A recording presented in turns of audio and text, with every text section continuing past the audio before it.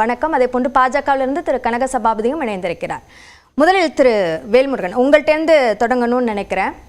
அமித்ஷா குறித்து, அதாவது அமித்ஷா தான் பிரதமர் ஆகிறதுக்கு வாய்ப்பு இருக்கு, 75 வயதில் அந்த ரிட்டையர்மெண்ட் அப்படின்ற ஒரு முடிவை மோடி எடுப்பார், பிரதமர் நரேந்திர மோடி எடுப்பார் அப்படின்ற இந்த பேச்சு என்பது எந்த அடிப்படையில் முன்வைக்கப்படுகிறது?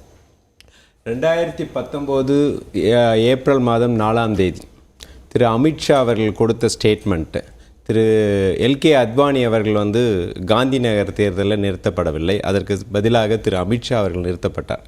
அப்போ சொல்லப்பட்ட வார்த்தை என்னென்னா, எங்கள் கட்சியில் 75 வயதுக்கு மேலானவர்களுக்கு பதவியில் கொடுப்பதில்லை, தேர்தலில் நிறுத்துவதில்லை என்ற தெளிவாக ஒரு ஸ்டேட்மெண்ட் அமித்ஷா அவர்களால் கொடுக்கப்பட்ட ஸ்டேட்மெண்ட். அது 2019 ஏப்ரல் 4ஆம் தேதி. இதுதான் அவர்களுடைய நிலைப்பாடு.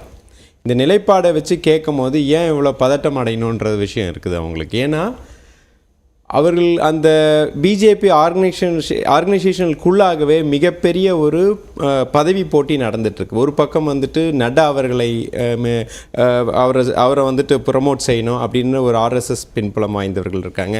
இன்னொரு பக்கம் பார்த்திங்கன்னா யோகி ஆதிநாத், நம்ம யூபியினுடைய முதலமைச்சராக இருக்கிறார்கள், அவங்கக்கிட்ட இருக்க ஒரு அதிகார பரவல் போட்டி நடைபெற்றிருக்கிறது. இந்த நிலையில் தான் இப்போ சமீபமாக நமக்கு கிடைத்த தரவுகள் திரு மோடி அவர்கள் அமித்ஷாவை ப்ரமோட் செய்வதும், அந்த ஆர்எஸ்எஸ் சித்தாந்தத்துக்கு மீறி ஆர்எஸ்எஸோட அங்கே ஆர்கனைசேஷனை மீறி அவர் செயல்படுவதாக ஆர்கனைசேஷனில் சில அவர்களுக்குள்ளாவே இன்டர்னலாக நடக்கக்கூடிய பேச்சுவார்த்தைகள், செயல்பாடுகள், இதனுடைய ஒரு வெளிப்பாடு தான். நீங்கள் ஒரு கொஞ்ச நாளைக்கு பின்னாடி போய் பார்த்தீங்கன்னா தெரியும், நட்டா அவர்களை அட்டாக் பண்ணி அந்த நேஷ்னல் ஹைவேஸில் மட்டும் ஒரு ஊழல் நடக்கிறதாக ஒரு செய்திகள்லாம் வந்தது.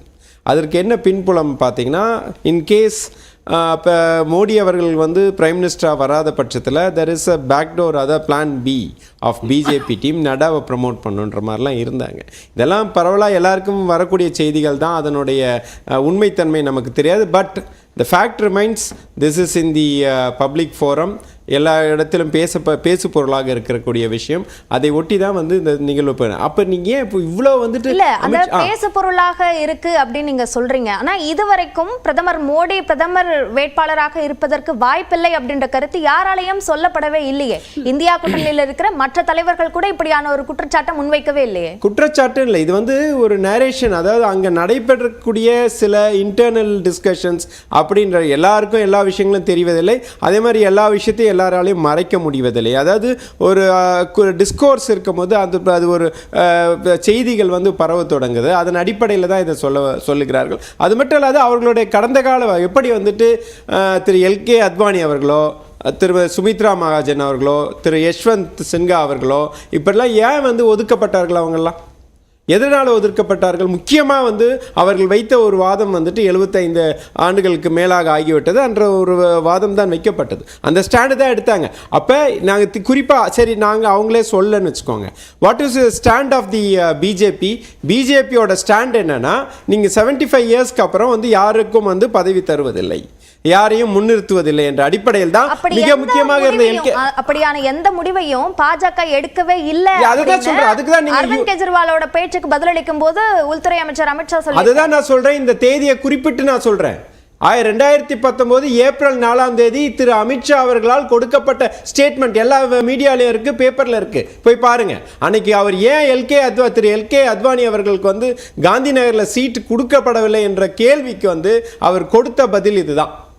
அதுதான் நான் திரும்பவும் சொல்கிறேன். அப்போ நீங்கள் அந்த ஸ்டாண்ட், அப்போ நீங்கள் இன்னொரு விதமாகவும் நாங்கள் சொல்கிறோம். ஸோ 75 வயதுக்கு பிறகு அந்த கட்சியில் பதவிகளோ இல்லது அமைப்பு ரீதியாகவோ முன்னிலைப்படுத்தல என்ற நிலையில் நீங்கள் தான் சொல்கிறீங்கல்ல, we are a different party, நாங்கள் அந்த கிரீடினஸ்லாம் இல்லை. அப்போ பதவி ஆசை பிடித்து பேராசை பிடித்து அலைகிறாரா திரு மோடி அவர்கள்? 75 ஆண்டு காலம் மிக சிறப்பாக கட்சியை வளர்த்த, கட்சியில ஒருமித்த கருத்தோட இவர்தான் ஒருமித்த கருத்து இல்ல, ஒருமித்த கருத்து கிடையாது. ஏன் திரு எல்கே அத்வானி அவர்கள் 2019 எதற்கு அவருக்கு சீட்டு மறுக்கப்பட்டது? அதற்கு திரு மோடி அமித்ஷா கொடுத்த ஸ்டேட்மெண்ட் இஸ் திஸ். அதை தான் நாங்கள் திரும்ப தெளிவுபடுத்துகிறோம். அப்போ இன்னொரு ஸ்டாண்டு நாங்கள் கேட்குறோம். அப்போ நீங்கள் அது மாதிரி ஒரு நிலைப்பாடு இரட்டை வேடம் போடக்கூடிய திரு மோடி அவர்கள் வந்து பதவி வெறி பிடித்து நீங்கள் வந்து தொடரணும்னு ஆசைப்படுகிறீர்களா? அதையும் தெளிவுபடுத்துங்க. இல்லை எங்களுக்கு வந்து அந்த மாதிரி ஸ்டாண்டு கிடையாது, நாங்கள் வந்து இப்படி தான், இல்லை மோடி அவர்கள் மட்டும்தான் அந்த நாட்டை காக்க முடியும் அப்படின்னு நீங்கள் திரும்ப சிங்கிள் மேனை வந்து நீங்கள் ப்ரமோட் பண்ணிட்டு இருக்கிறீங்க இல்லையா? அந்த நிலையிலையும் வந்து அந்த கேள்வியை நாங்கள் எழுப்புறோம். சரி, அதற்கான பதிலை வந்து ஏன் வந்து அதாவது இன்னைக்கு வந்து பிஜேபியில் 2ஆம் கட்ட தலைவர்கள் எத்தனை பேர் வந்து தேர்தலில் வந்து பிரதானப்படுத்தப்பட்டார்கள்? நீ உங்களுக்கு தெரியும் இங்கே யார் வந்திருந்தாங்க? இன்னைக்கு வந்து மோடி அமித்ஷா என்ற இரட்டை பேர்களை தவிர எந்த தலைவர்களும் பிஜேபியில் முன்னிலைப்படுத்தப்படுவதில்லை.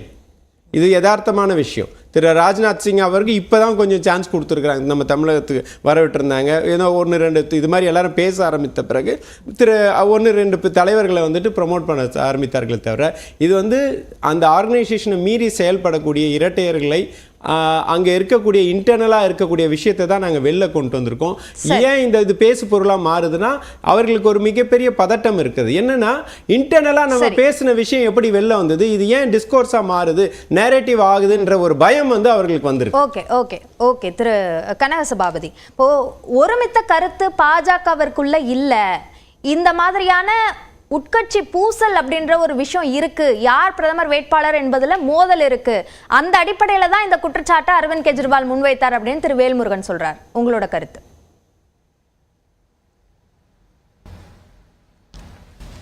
இது முழுக்க முழுக்க பொய்யான குற்றச்சாட்டு. ஊழல் குற்றச்சாட்டுக்காக சிறையிலிருந்து ஒரு 20 நாள் பிரச்சாரத்துக்காக மட்டுமே வெளியில வந்திருக்கக்கூடியவர் கெஜ்ரிவால். இவர் எப்படி இவ்வளவு பொய்யான குற்றச்சாட்டு சொல்றாருன்னு தெரியல. பாரதிய ஜனதா கட்சியை பொறுத்த வரைக்கும் உள்ள எந்த விதமான போட்டி பொறாமை கிடையாது. மோடி அவர்கள் தான் பிரதமர் என்பது அனைவராலும் ஏற்றுக்கொள்ளப்பட்ட விஷயம். அதனால அவர் பிரதமர் வேட்பாளராக நிறுத்தப்பட்டிருக்கிறார். இதுல வந்து என்ன சந்தேகம் இருக்க போகிறது? அவர் வந்து அத்வானியை பத்தி திருப்பி சொன்னாரு. 2019 அத்வானிஜியினுடைய வயசு 92 வயது. அவர் தேர்தலில் நிற்கவில்லை. முரளி மனோகர் ஜோஷியினுடைய வயசு 87 வயசு 2019 நிக்கல. நம்ம கட்சியை பொறுத்த வரைக்கும் நான் அரசியல் எங்க கட்சியினுடைய கான்ஸ்டிடியூஷன் முழுதும் படிச்சிருக்கிறேன். எந்த இடத்திலும் 75 வயசுன்னு இல்லை. நம்முடைய பக்கத்து மாநிலமான கர்நாடகாவில் எடியூரப்பா அவர்கள் 78 வயசு வரைக்கும் முதலமைச்சராக இருந்தார்கள். இன்னைக்கு 81 வயசு ஆகுது. இன்னைக்கு பாராளுமன்றத்தில் பார்லிமெண்ட் போர்டுல ஹையஸ்ட் டெசிஷன் மேக்கிங் பாடி இந்த கேள்வியே எழுது. சார் அம்மா நாங்க தானே இப்ப அவர் பிரதமரா வச்சிருக்கிறோம், நாங்க தானே பிரதமர் வேட்பாளரை முன்மொழிச்சிருக்கிறோம். இது எப்படி அரவிந்த் கெஜ்ரிவால் உள்ள நடக்குதுன்னு எப்படி சொல்றாரு? முழுக்க தவறான செய்திகளை திரு கெஜ்ரிவால் பரப்பிட்டு இருக்காரு. அவர் ஆரம்பத்திலிருந்தே அண்ணா ஹசாரே கூட இருந்த போது இருந்தே அப்படித்தான் பண்ணிட்டு இருக்காரு. அண்ணா ஹசாரே அவர்கள் இவர் கைதான போது என்ன சொன்னாரு? நீங்க வந்து முதல்ல மதுக்கு எதிராக இருந்தீர்கள், இப்போது நீங்களே தவறான மதுபான கொள்கையை வகுத்திருக்கிறீர்கள், ஆகவே நீங்க செஞ்ச தண்டனைக்கு காரியத்துக்கு நீங்க தண்டனை கொடுக்கப்பட்டிருக்கிறது என்று சொன்னார். இவர் எந்த காலத்தில் வந்து ஆரம்பத்திலிருந்து ஒரு ஸ்டாண்ட் எடுத்து வந்தார். காங்கிரஸ் கட்சியை பொறுத்த வரைக்கும் ஷீலா தீக்ஷித் அம்மா மேல நிறைய குற்றச்சாட்டுகளை வைத்தார். எங்கிட்ட ட்ரங்க் லோட் லாரி அளவுக்கு எவிடன்ஸ் இருக்குது அப்படின்னு சொன்னார். ஆட்சிக்கு வந்த பிறகு என்ன நடவடிக்கை எடுத்தாங்க? ஒண்ணுமே நடவடிக்கை எடுக்கல. ஆகவே இவர்கள் தான் இது. நீங்க வந்து 2015 அவங்க தேர்தல் அறிக்கையில் ஒன்று சொல்லியிருந்தாரு, 500 பள்ளிக்கூடங்களை கட்டுவோம்னு 70 வாக்குறுதிகள் கொடுத்தாங்க. 2022 காங்கிரஸ் கட்சியினுடைய அனில் பரத்வாஜ் ஒரு பெரிய அறிக்கை வெளியிட்டிருக்கிறார். 200 பள்ளிக்கூடங்களை கட்டுவோம்னு சொன்னாங்க. அந்த கருத்தின் அடிப்படையில எழுப்பப்பட்ட ஒரு கேள்விதான்.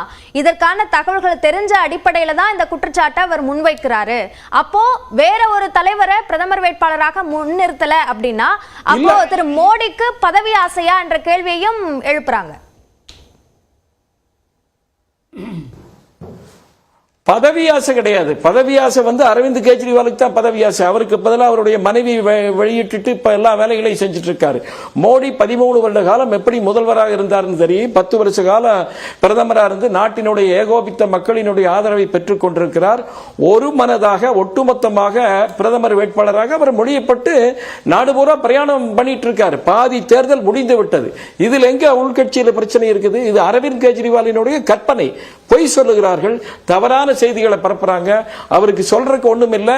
ஆகவே பாரதிய ஜனதாக்குள்ள நடந்ததுன்னு இவங்க பேசிக்கிறாங்க. இது எவ்வளவு தவறான இது. நாங்க தானே ஒரு மனதாக முடிவு செய்து பிரதமராக அவர் இருப்பார், நீடித்திருப்பார் என்று சொல்கிறோம். அவர் 3வது பருவத்தில் 3வது 5 ஆண்டுல என்னென்னலாம் செய்வோம்னு சொல்லி திட்டங்களை எல்லாம் கொடுத்திருக்கிறார். ஆகவே இது எங்கே இவங்க சொல்லக்கூடிய இந்த குற்றச்சாட்டுகள் எல்லாம் வருது? அதற்கு இடமே இல்லை.